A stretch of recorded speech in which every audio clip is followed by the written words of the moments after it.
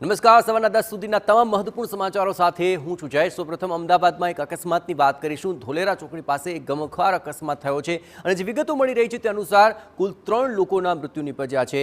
અકસ્માતની વિગતો મળી છે તે અનુસાર ધોલેરા પીપળી ચોકડી પાસે આ ગોઝારો અકસ્માત સર્જાયો।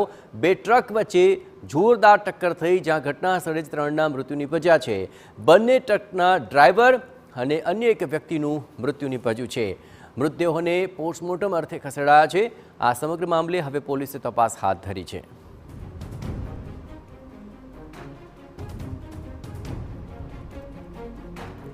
તો આજ વહેલી સવારે 6 વાગ્યાની આસપાસ આ બે ટ્રક વચ્ચે જોરદાર ટક્કર થઈ હતી, જેમાં ટ્રકમાં સવાર કુલ 3 લોકોના મૃત્યુ નિપજ્યા છે। બંને ટ્રકના ડ્રાઈવરોના મૃત્યુ નિપજ્યા છે અને હાલ પોલીસે ઘટના સ્થળે પહોંચીને આ સમગ્ર મામલે તપાસ હાથ ધરી છે।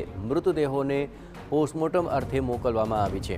ઘટનાના દ્રશ્યો સામે આવી રહ્યા છે। ત્યાં આખરે ટક્કર બાદ ટ્રક આખરે રસ્તાની સાઈડમાં ઉતરી ચૂકી છે અને બંને ટ્રક વચ્ચેની જે ટક્કર હતી તેમાં આખરે કુલ 3 લોકોના મૃત્યુ થયા, જેમાં 2 ટ્રક ડ્રાઈવરોનો પણ સમાવેશ થઈ જાય છે।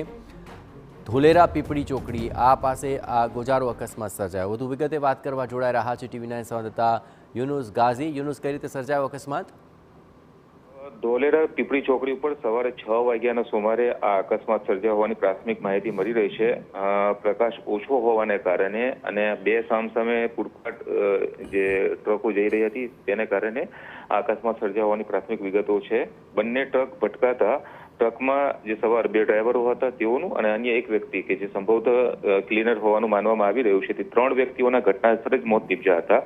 અહીંથી પસાર થતા જે વાહન ચાલકો છે તેઓ દ્વારા 108 ને જાણ કરવામાં આવતા 108 નો સ્ટાફ જ્યારે પહોંચ્યો તો ત્રણેયનું મોત થઈ ચૂક્યું હતું। પોલીસને જાણ કરવામાં આવી હતી અને હવે ધોલેરા પોલીસ દ્વારા આ સમગ્ર મામલે તપાસ શરૂ કરવામાં આવી છે કે અકસ્માત કઈ રીતે સર્જાયો છે। આભાર યુનુસ, તમામ ગતિવિધિઓ પર આપ નજર રાખતા રહેજો। તો 2 ડ્રાઈવર એક ક્લિનરના મૃત્યુની આશંકા છે। મૃતદેહોને પોસ્ટમોર્ટમ અર્થે ખસેડાયા છે। સવારે વિઝિબિલિટી ઓછી હતી અને ઓછા પ્રકાશની અંદર આખરે આ બંનેનો અકસ્માત થયો હોવાની પ્રાથમિક વિગતો મળી છે।